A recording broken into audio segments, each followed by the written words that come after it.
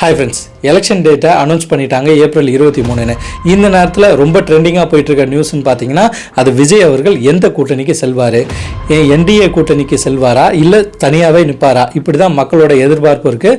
அது மட்டும் இல்லை, செய்தியாளர்களாகட்டும் சரி இல்லை அரசியல் விமர்சகர் ஆகட்டும் சரி, நிறைய பேர் விஜய் அவர்கள் என்டிஏ கூட்டணி போவார் இல்லை போகமாட்டார், தனித்துவமாக நிற்பாருன்ட்டு ஒரு பக்கம் ஒரு செய்தி பரப்பப்பட்டுருக்கு. அது மட்டும் இல்லை, விஜய் அவர்கள் பார்த்தீங்கன்னா சிபிஐ விசாரணையில் இப்போ மாட்டிக்கிட்டு இருக்காருன்னு ஒரு செய்தி பரப்பப்பட்டு இருக்கு. சிபிஐ விசாரணை முடிச்சுட்டு அந்த கேட்டை விட்டு வெளியே வரும்போது தன்னோட காரோட சன்ரூஃபை ஓப்பன் பண்ணிட்டு மேலே நின்று தன்னோட கட்சி தொண்டர்களுக்கெல்லாம் தம்ஸ் அப் செய்துக்கிட்டே வந்தார். அது மட்டும் இல்லைங்க, விஜய் திரிஷா இஷ்யூ இன்னைக்கு எந்த ரேஞ்சில் இருக்குது, ஜனநாயகன் படம் ரிலீஸ் ஆகுமா இல்லையான்ற ஒரு கேள்விக்குறியாக இருக்குது. இன்னைக்கு கள நிலவரம் எப்படி போய்கிட்டு இருக்கு, லைலா காலேஜின் கருத்து கணிப்பு என்ன, அரசியல் விமர்சகர்களின் பொது கருத்தையும் தான் இன்னைக்கு டீட்டெயிலாக பார்க்க போகிறோம். அதாவது விஜய் அவர்களை பற்றி சொல்லணும்னா ரொம்பவே சைலண்டான ஆளுங்க. அவர் படத்தில் நடிச்சுட்டு ஒரு ஹீரோவாக இருக்கும் போதும் சரி, இன்னைக்கு பொது தளத்தில் ஒரு அரசியல் தலைவராக இருக்கும் போதும் சரி, எந்த விதமான இஷ்யூ வந்தாலும் அதை பற்றி உடனே அறிக்கையோ வேற எதுவுமே பண்ண மாட்டார். ரொம்ப சைலண்டாகவே ரொம்ப நேர்த்தியாகவே அதை கையாளுவார். இந்த நேரத்தில் பார்த்தீங்கன்னா இப்போ எலெக்ஷன் ரொம்பவே சூடு பிடிக்க தொடங்கிடுச்சு. இந்த நேரத்தில் அவர் கூட்டணி சாய்வாரான்ட்டு நிறைய பேர் பேச தொடங்கிட்டாங்க. என்டிஏ கூட்டணியை பொறுத்த வரைக்கும் விஜய் அவர்கள் சாய்வாரா இல்லையான்ட்டு ஒரு பொது கருத்தா நம்ம சைட்ல இருந்து சொல்லும்போது விஜய் அவர்கள் என்டிஏ கூட்டணிக்கு செல்றதுக்கு வாய்ப்புகள் ரொம்பவே குறைவு. ஏன்னு கேட்டிங்கன்னா பாஜகவை ரொம்பவே கடுமையாக விமர்சிச்சிருக்காரு. அது மட்டும் இல்லை, அவர் ஏடிஎம்கே அலைன்ஸோடையும் அவர் போகிறதா இல்லை. ஏன்னா எல்லா கட்சிகளையுமே அவர் பயங்கரமாகவே விமர்சிச்சிட்டாரு. இதுக்கப்புறம் அந்த கூட்டணியில் போயிட்டு அவர் நிற்கிறது ரொம்பவே கஷ்டமான விஷயம். இப்போ பல அரசியல் விமர்சகர்கள் என்ன சொல்கிறாங்கன்னா, என்டிஏ அலைன்ஸுக்கு விஜய் அவர்கள் கட்டாயம் சென்றுவார். ஏன்னு கேட்டிங்கன்னா அங்கே துணை முதல்வர் பதவி கொடுத்துருவாங்க, அவர் கேட்குற 50 சீட்டோ 80 சீட்டோ கொடுத்துருவாங்க.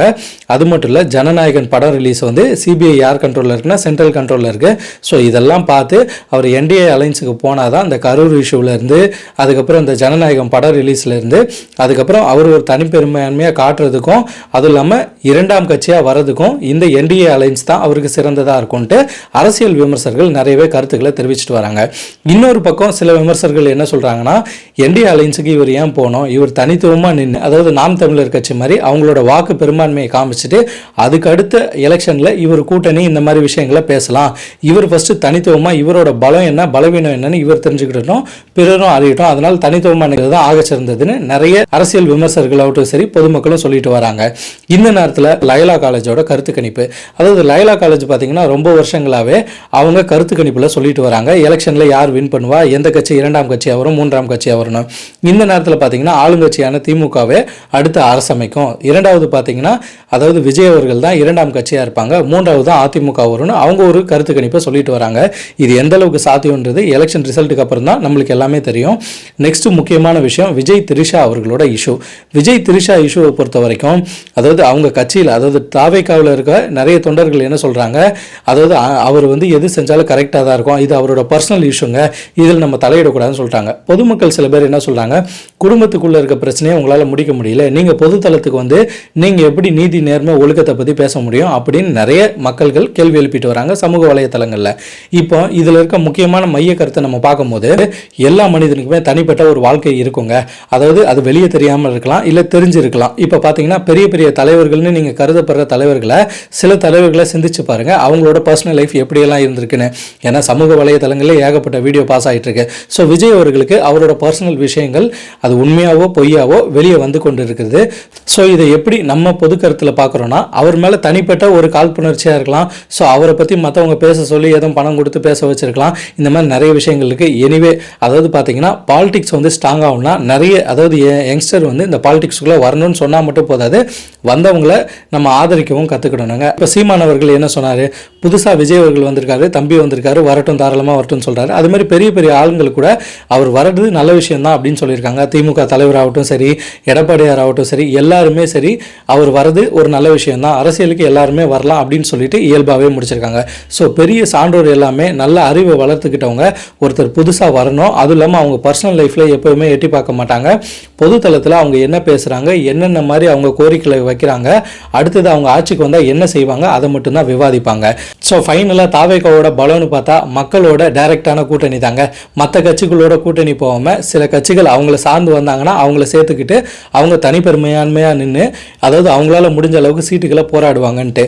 தாவேகாவோட பலவீனம்னு பார்த்தா அதாவது அவங்க கூட்டணி சாயாமல் அதாவது முதல் எலெக்ஷன்லே அதாவது இப்போ நிற்கிறதுனால 234 தொகுதியிலையும் அவங்கக்கிட்ட வேட்பாளர் இருக்காங்களா இல்லையான்னு நிறைய நண்பர்கள் கேள்வி எழுப்பிட்டு வராங்க. ஸோ இதெல்லாம் ஒரு பலவீனமாகவே பார்க்கப்படுது. ஆமாங்க, தாவேகாவை பொறுத்த வரைக்கும் அவங்க இப்போ தான் உள்ளே வந்திருக்காங்க. கிரவுண்ட் லெவலில் இறங்கி இன்னும் நிறைய அளவுக்கு ஒர்க் பண்ணல. ஸோ கிரவுண்ட் லெவலில் ரியாலிட்டி என்னன்னு தெரியாத போது இப்போ திமுக அதிமுகவை பொறுத்த வரைக்கும் வளர்ந்த கட்சிகள், இந்த கட்சிகளுக்கு கிரவுண்ட் லெவலில் நிறையவே பவர்ஸ் இருக்கும். ஸோ தாவேகா கூட்டணியில் அதாவது தாவேகா வந்து இந்த 234 தொகுதிகளும் ஆட்களை போடும் போது அந்த ஆட்கள் சில பேர் பெரிய கட்சிகளால் விலை கொடுத்து வாங்கும் அவ்வளோ நிலையும் ஏற்படலாம், இல்லை இவங்களே மாறவும் படலாம். ஸோ அதனால் 234 தொகுதியிலையும் எப்படி அடிக்க போகிறாங்கன்றதை பொறுத்து இருந்து தான் பார்க்கணும். ஸோ தாவேகாவோட பலவீனமாக ஃபைனலாக பார்க்கப்படுது. தனித்துவமாக நிற்கிறது தான் பலவீனமாகவும் பார்க்கப்படுது, பலமாகவும் பார்க்கப்படுதுங்க. இப்போ உங்கள் மனசுக்குள்ளே எழும்புற கேள்விகளை நம்ம கமெண்ட் பாக்ஸில் போடுங்க. 2026 தாவேகா ஆட்சி அமைக்குமா, இல்லை எந்த கட்சி 2026 சிஎம் கேண்டிடேட்டாக வருவாங்க? அது மட்டும் இல்லைங்க, பிறரோட பர்சனல் லைஃப்பை எட்டி பார்க்குறது நியாயமா? தாவேகா தலைவர் விஜய் அவர்களுக்கு மட்டும்தான் பர்சனல் லைஃப் இப்படி இருக்கா? பிற தலைவர்கள் யாருக்கும் இருந்தாலும் நம்ம கமெண்ட் பாக்ஸில் போட்டிங்கன்னா தெரியாதவங்களும் தெரிஞ்சுக்கிட்டுங்க. ஓகே நண்பர்களே, இதே போன்ற பொலிட்டிக்கல் சார்ந்த, மோட்டார் சார்ந்த, சமூக சார்ந்த விஷயங்களை நம்ம சேனல் வாயிலாக தெரிந்து கொள்வதற்கு த மிதுன் ஸ்டோரி சேனலில் சப்ஸ்கிரைப் பண்ணுங்கள், ஷேர் பண்ணுங்கள், லைக் பண்ணுங்கள். நீங்கள் பண்ணுற ஒவ்வொரு ஷேர், சப்ஸ்கிரிப்ஷன், லைக்கில் மட்டும்தான் எனக்கு அடுத்தடுத்த வீடியோ போஸ்ட் பண்ணுறதுக்கு உந்துதலாக இருக்குன்றதை என்றைக்குமே மறந்தாதீங்க. நான் உங்கள் மிதுன், அடுத்த காணொலியில் சந்திப்போம். பை.